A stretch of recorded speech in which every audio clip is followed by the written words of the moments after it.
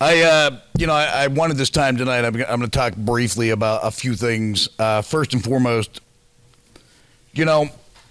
whenever a big city lawyer like Lawless sort of shows his true colors, it's not that surprising. When a locker room bully like Tito Oric shows his true colors, it's not that surprising. So, I got a lot to say about that in the coming weeks, and I'm going to get it all out in the coming weeks whenever I have time to gather my thoughts and think about everything that went on. But I've went through a range of emotions this past weekend. Initially, I was angry. I was angry at Jake Wiley, and I can say initially it was selfish.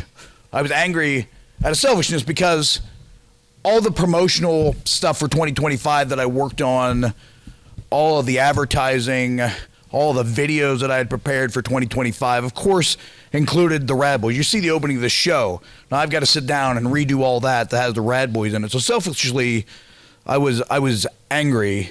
But decidedly today on my way in here, I got sad. And I'll tell you why. There's a few things that you look around Imagine Wrestling, you think about when you think about Imagine Wrestling. And I can think of about 4 or 5 things. And one of them that's sort of synonymous with Imagine Wrestling is the Rad Boys. There's a lot of kids that come and,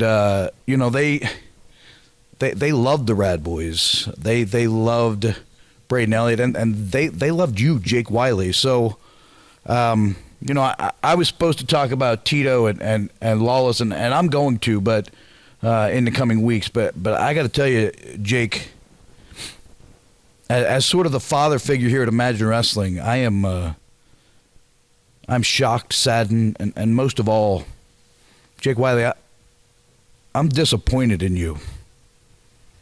And that's all I have to say for now. I'm gonna step aside and I'm gonna let Mike and Jimmy do their job. But yeah, disappointed.